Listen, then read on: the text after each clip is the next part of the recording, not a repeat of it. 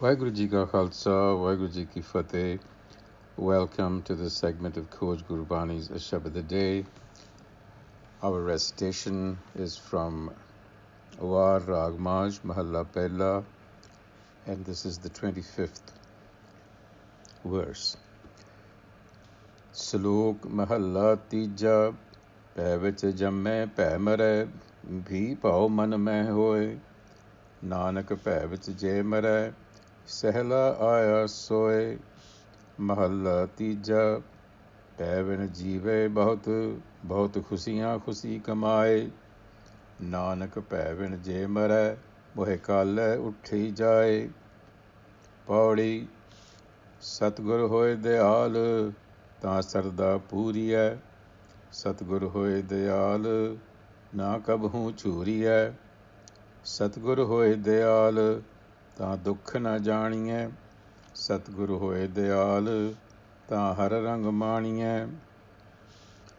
सतगुर होए दयाल तां जमका डर केहा सतगुर होए दयाल तां सद ही सुख देहा सतगुर होए दयाल तां नवनिध पाईऐ सतगुर होए दयाल तां सच समाईऐ. Relatively a shorter verse, and the sloks are from Guru Amar Das, the third Nanak, and essentially the passage is talking about the importance of Gur guidance, the importance of the principle of knowledge in our lives.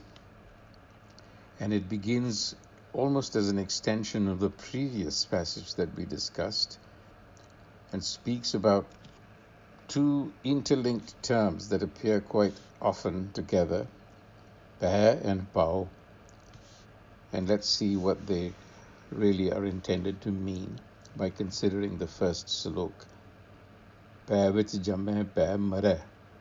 One is born in Bhai and one dies in Bhai. Bhi Pao Man Mein Hoye. And if Pao is also cultivated in the mind, then Nanak Bhai Vich Jamai Marai. Then Jamai Marai Sehla Aya Soye. Then one's life can be considered fruitful when one cultivates Pao along with Bhai. So Bhai, we need to understand this a little. It literally means fear, but in Gurbani it is used to express what we refer to as divine fear or divine awe,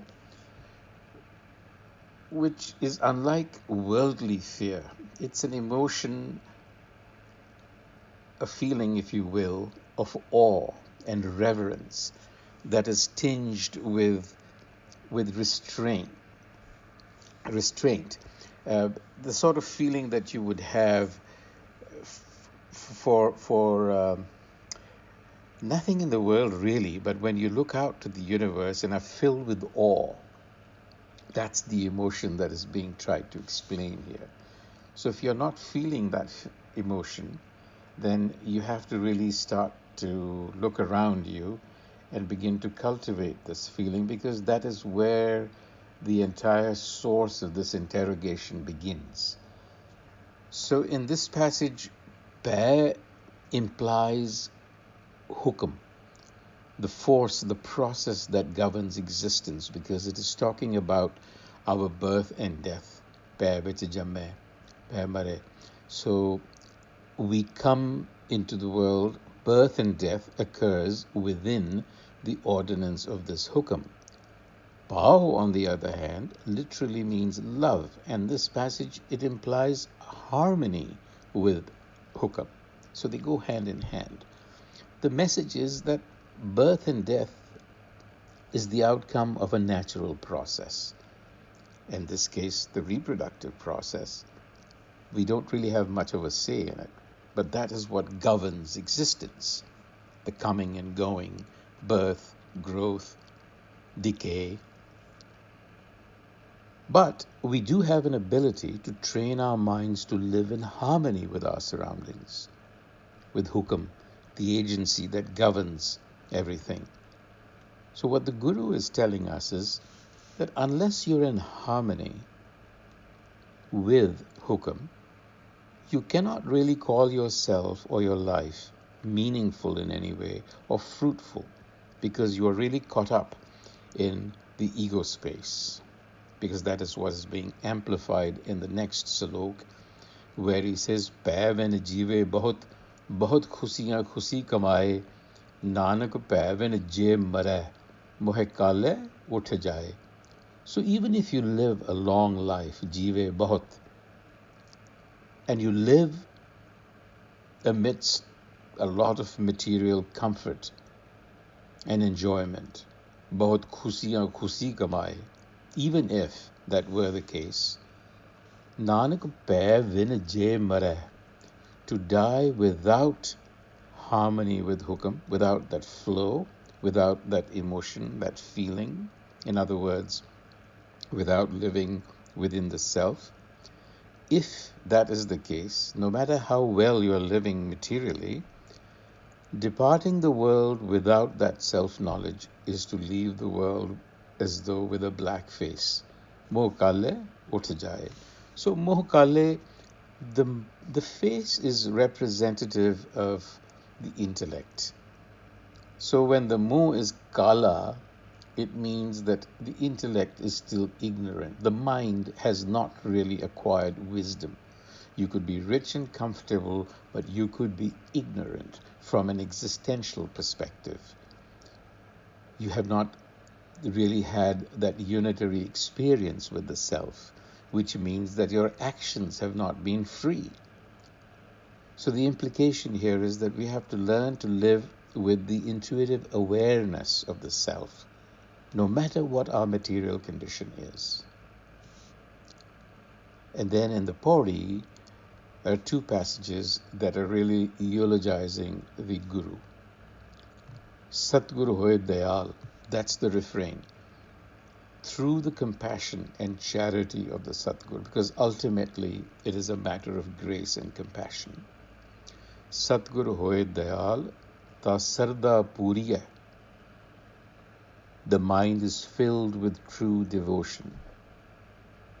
Satguru hoye dayal, na kabhu churiye. One is never pessimistic. Churiye, the word churiye brings to mind the English wilting. It is like a flower that wilts. So it's signifying a pessimistic feeling. So with the Guru's guidance, one learns to leave pessimism behind. And then Satguru hoye dayal ta dukh na janiye.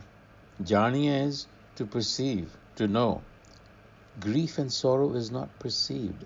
That does not mean that grief and sorrow will not be encountered, but the fact is that you will not see it as such. You will be in a state of equipoise. You will not be troubled by you will not personalize it, let's put it that way, because most of our troubles stem, if not all, from the fact that we personalize these events. If you can live that way with the Sadguru's guidance, then you will enjoy the union with herself. So self-knowledge is the key, and this is ultimately a matter of grace and compassion, which flows from the Sadguru, the true enlightener. Now, we have talked about what the Sadguru is, or who the Sadguru is. Just for ease of understanding, it is the principle of knowledge that is woven into the universe and therefore exists within us. We have to learn to reconnect, because that is our creative source. We call it the self with a capital S.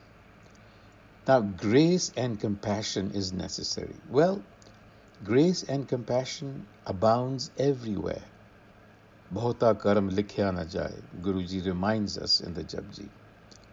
So it is like the rain that is falling. What is being asked of us is to cultivate a receptivity to that grace, to make room, because that room within the mind is being taken up by haume.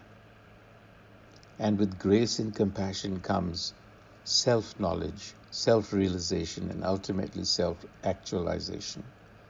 It is only then and then that you enjoy freedom in action to accomplish all goals, which is really Sharda Puriye as well. And with optimism, Kabuna Churiye, because the opposite of being pessimistic is optimistic. And not to be daunted by failure or obstructions. Dukha na janiye. It is only then that you can act free of any egoic agency. And in the end, through the compassion, charity of the Satguru, the fear of death vanishes. In other words, we lose our existential fear.